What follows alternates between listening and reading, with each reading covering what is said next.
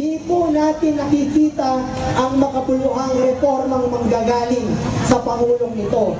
Sinabi na naman niya, buhay na raw ang Pilipinas at wag daw tayong mag-alala. Tayo pa rin ang boss niya.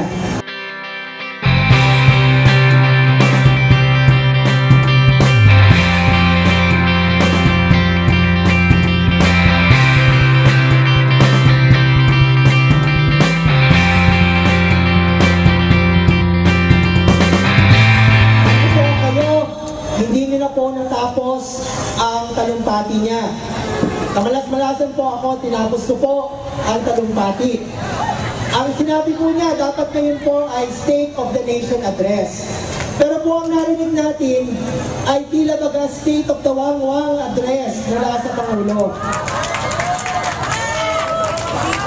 Paulit-ulit pong binanggit yung Wang-Wang. Pero hindi po binanggit yung mga problemang talagang kinakaharap ng taong bayan. Alam niyo po ba ang sinabi niya tungkol sa dagdag sahod? Alam niyo ba? Wala po siyang sinabi tungkol sa dagdag sahod. Alam niyo po ba ang sinabi niya tungkol sa land reform? Wala. Tungkol sa reforma sa lupa at asyenda ng Luisita, alam niyo ang sinabi niya? Wala rin po. Alam niyo po ba ang sinabi niya tungkol sa human rights? Wala rin po. Ang sabi niya po sa human rights, bahala na ang DOJ dyan. Kayang-kaya na yan ni Secretary de Lima. Alam niyo po ba ang sinabi niya tungkol sa usapang pangkapayapaan? Wala na naman po. Hindi na naman po nabanggit sa kanyang talumpati. Mga kasama, mga kapatid, napakarami pong binitiwang estatistika sa nagdaang zona kaninang hapon.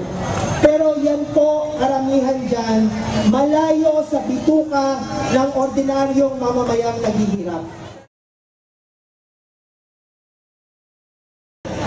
Aba, sinabi ng Pangulo, tumaas daw ang index sa stock market, gumanda raw ang stock market, at gumanda raw ang credit ratings ng ating gobyerno.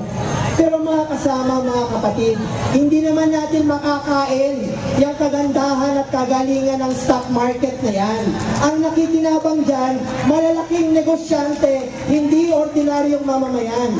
Mga kababayan, ang sabi po niya, binabatikos niya na yung mga professional daw, yung mga doktor at abogado, hindi raw nagbabayad ng sapat na buwis. Pero hindi niya binabatikos yung mga malalaking multinasyonal, yung mga kumpanya ng langis, yung mga kabarkada, kaibigan at kabarilan na hindi rin po nagbabayad ng tamang buwis sa ating gobyerno.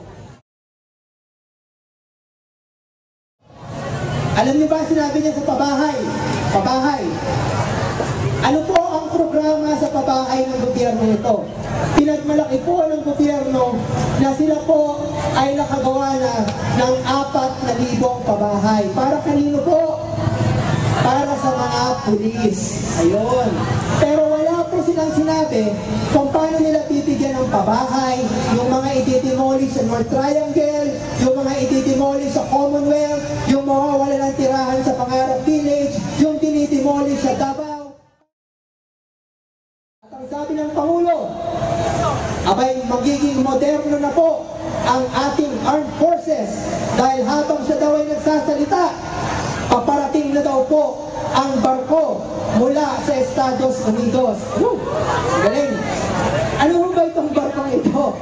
Sabi nila, ito daw ay modernisasyon. Parating na raw po yung barko. Abangan po natin, ano ba itong barkong ito? Isang Hamilton class cutter. Ito pong barkong ito, sa totoo lang po, kung hindi na pa ho nababasa, ito po yung mga barko na ginamit po ng panahon ng Vietnam War noong 1960s. Hindi po ito mga modernong barko at kagamitan.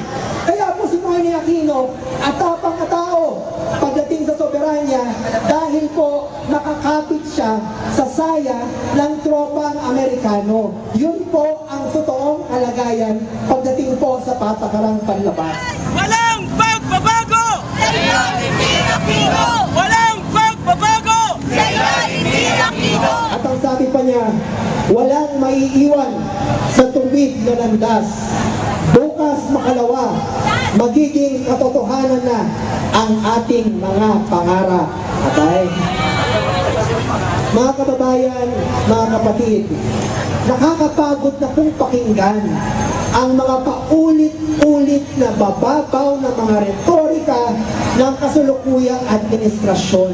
Nakakapagod na pong pakinggan at nakakasawa ng panoorin ang Pangulong nagbubulag-bulagan at nagbibingi-bingihan sa hinaing ng mga mamamayan.